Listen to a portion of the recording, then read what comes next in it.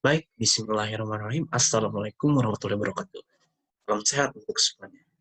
Perkenalkan kami dari kelompok 8 Ekonomi Ketenagakerjaan dengan anggota kelompok Andita Delia Kusuma dengan NIM 1901429, Jamal Mustafa dengan NIM 1904363, Muhammad Dafa Yafari dengan NIM 1905938, dan yang terakhir Tiara Maharani 1903099. Pada kesempatan kali ini kita akan membahas sektor formal dan informal. Ketenagakerjaan di Indonesia terbagi menjadi dua, yaitu sektor formal dan informal. Oke, lanjut. Pengertian sektor formal dan informal.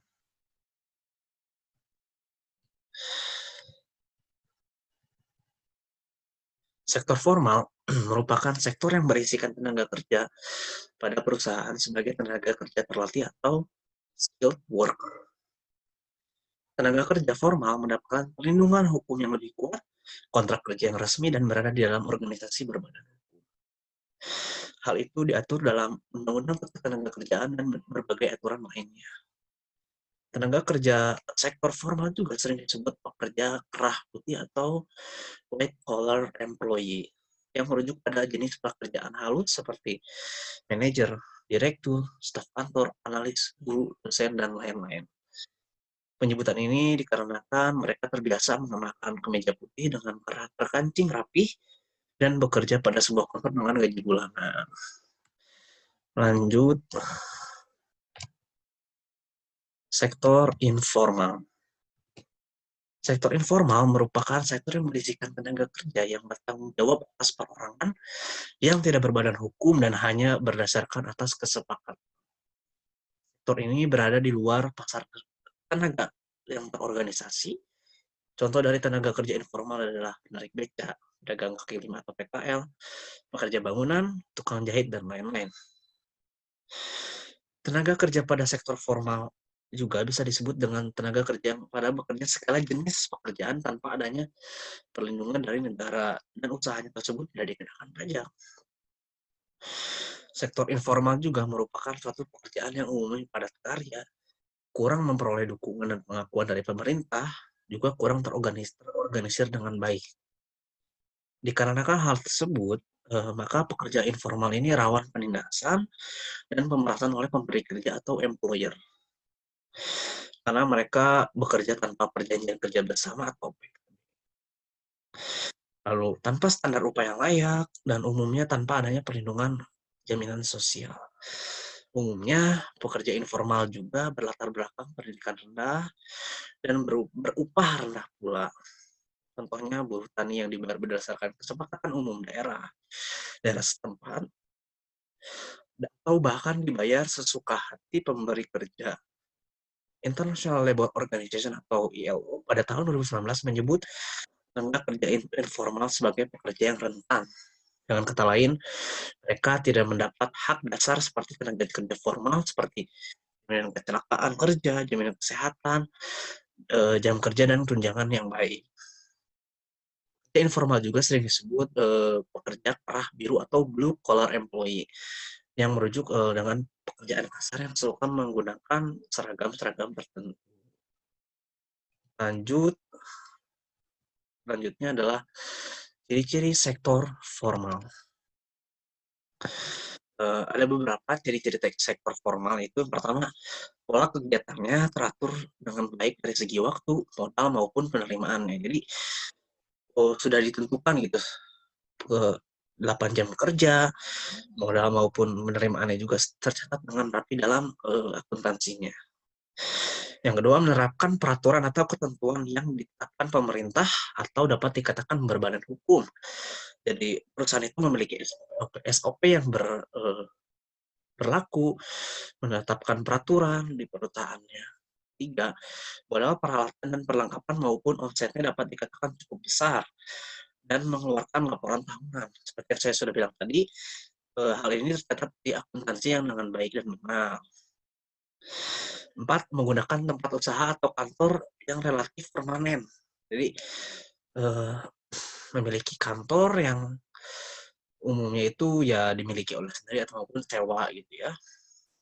5, membutuhkan keahlian dan keterampilan khusus sehingga terdapat seleksi awal. Jadi, jika ingin masuk ke sektor formal itu tentu ada seleksi dulu, interview, melamar, nah seperti itu, oke.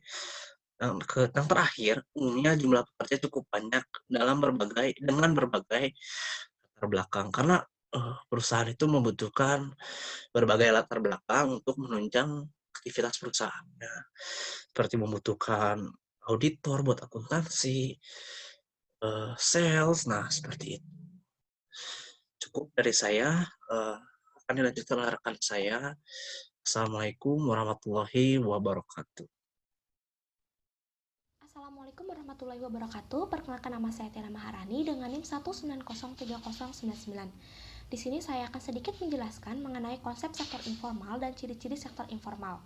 Sektor informal itu sendiri merupakan unit-unit usaha tidak resmi yang berskala kecil yang dapat menghasilkan dan mendistribusikan barang dan jasa tanpa adanya surat izin usaha dan izin lokasi berdasarkan peraturan-peraturan perundangan yang berlaku. Nah, biasanya sektor informal itu sendiri dikelola oleh keluarga atau perorangan dengan tingkat kebebasan yang tinggi mengenai di mana dan bagaimana usaha tersebut dijalankan. Kemudian, sektor informal ini juga memiliki ciri khasnya tersendiri loh. Nah, ciri khasnya itu terbagi menjadi 4. Yang pertama itu, produksi barang dan jasa terbatas atau usahanya itu kecil. Nah, kemudian struktur atau unit-unit usaha yang ada di usaha sektor informal ini sendiri biasanya dimiliki oleh individu atau perorangan. Nah, yang ketiga, itu mempunyai atau memerlukan banyak tenaga kerja. Yang keempat, memiliki atau menggunakan teknologi yang sederhana. Adapun ciri-ciri dari sektor informal itu sendiri, yang pertama, itu pola kerjanya itu tidak teratur.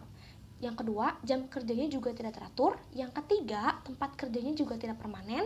Yang keempat, struktur unit usahanya itu berdasarkan struktur unit kerja keluarga. Nah, yang kelima, tidak memerlukan keterampilan dan kemampuan yang berdasarkan pada pendidikan khusus. Sekian materi yang dapat saya sampaikan, kurang lebihnya saya mohon maaf. Terima kasih. Materi selanjutnya akan dilanjutkan oleh rekan saya. Assalamualaikum warahmatullahi wabarakatuh. Di sini saya Andita Delia dengan NIM 1901429 akan menjelaskan mengenai peran sektor informal bagi suatu negara. Sektor informal memiliki peran yang sangat besar bagi suatu negara berkembang termasuk Indonesia. Dalam sektor ini, penggunaan modal relatif lebih sedikit, sehingga dengan adanya modal yang sedikit, sektor ini dapat berjalan dan mempekerjakan banyak orang. Dengan akses pelatihan dan keterampilan, sektor ini dapat memiliki peran yang sangat besar bagi usaha mengembangkan sumber daya manusia. Sektor informal memunculkan permintaan untuk angkatan kerja semi terampil dan tidak terampil. Kehadiran sektor informal ini telah berhasil memberi lapangan pekerjaan untuk sebagian besar penduduk di suatu negara. Di Indonesia, diperkirakan sekitar 68% angkatan kerja terlibat dalam sektor informal. Bahkan, ada yang menyebutkan juga angka tersebut mencapai 90%. Angka tersebut tidak beda dengan Kenya yang memperkirakan angkanya mencapai 68% bahwa penduduknya itu terlibat dalam sektor informal. Bahkan negara Thailand yang perekonomiannya cukup mapan memperkirakan sebesar 72% penduduknya terlibat dalam sektor informal. Angka tersebut menunjukkan bahwa sektor ini sangat dominan sebagai penyedia lapangan kerja bagi lebih dari separuh penduduk suatu negara. Pada aras kabupaten, meskipun belum ada data, sektor informal masih dominan sebagai penyedia lapangan kerja bagi penduduk yang tidak terserap ke pasar tenaga kerja formal. Sektor informal biasanya menggunakan teknologi tepat guna dan menggunakan sumber daya lokal sehingga akan menciptakan efisiensi alokasi sumber daya. Sektor informal juga sering berkaitan dengan pengolahan sampah dan pengolahan limbah, sektor informal dapat memperbaiki distribusi hasil-hasil pembangunan kepada penduduk miskin yang biasanya terkait dengan sektor informal. Sektor informal terkait dengan sektor pedesaan. Sektor informal memberikan kemungkinan kepada tenaga kerja yang berlebih di pedesaan untuk migrasi dari kemiskinan dan pengangguran. Sektor informal sangat berkaitan dengan sektor formal di perkotaan. Sektor formal tergantung pada sektor informal, terutama dalam hal input murah dan penyediaan barang-barang bagi pekerja di sektor formal. Sebaliknya, sektor informal tergantung dari pertumbuhan di sektor formal. Sektor informal kadang-kadang justru mensubsidi sektor formal dengan menyediakan barang-barang dan kebutuhan dasar yang murah bagi pekerja. Nah, sektor informal ini selain memiliki peran yang besar, sektor informal juga memiliki keuntungan bagi suatu negara. Contohnya dalam bidang ekonomi, pada sektor informal ini seluruh tingkat kompetisi dan fleksibilitas produksi selalu terjamin. Sektor informal juga memiliki kontribusi yang cukup besar dalam pertumbuhan ekonomi lokal. Selain bidang ekonomi, sektor informal juga memberikan keuntungan dalam bidang sosial. Contohnya adalah kegiatan sektor informal memberi peluang pekerjaan yang besar, sehingga dapat memenuhi kebutuhan dasar suatu keluarga yang dapat meningkatkan kesejahteraan rumah tangga mereka. Sebagian besar sektor informal juga memberi kebebasan untuk para pekerjanya untuk berinisiatif dan berkreasi. Mungkin cukup sekian dari saya. Mohon maaf apabila ada kesalahan. Wassalamualaikum warahmatullahi wabarakatuh. Baik, di sini saya Mustafa akan menjelaskan mengenai perkembangan sektor informal dan sektor formal. Dilihat dari data pada tahun 2004 sampai tahun 2013 bahwa sektor informal dan sektor formal ini terjadi kenaikan dan penurunan di setiap tahunnya. Nah, di Indonesia sendiri perkembangan sektor informal dan sektor formal itu meningkat pesat gitu. Seiring dengan perkembangan zaman, perkembangan teknologi, dan banyaknya kebutuhan manusia yang harus dipenuhi oleh manusia itu sendiri. Nah, bahkan sampai tahun 2019 pun jumlah pekerja formal meningkat 4,1% menjadi 53.094.000 orang. Kemudian pekerja di sektor informal juga meningkat sebanyak 0,16% menjadi 74.093 orang. Nah, di sini bisa kita lihat bahwa memang untuk jumlah pekerja banyak mereka yang terjun di dunia atau di sektor informal. Namun, tren 8 tahun terakhir, pertumbuhan sektor formal cenderung lebih tinggi melihat dari naiknya pekerja sektor formal sebanyak 4,1%. Nah, banyak masyarakat pada saat itu yang terjun ke dunia formal karena mungkin penghasilan yang menjanjikan dan dirasa dapat memenuhi kebutuhan atau dapat memenuhi perekonomian keluarganya atau perekonomian dia gitu. Nah, sementara meskipun banyak masyarakat yang terjun, perekonomian masih dikuasai oleh sektor informal.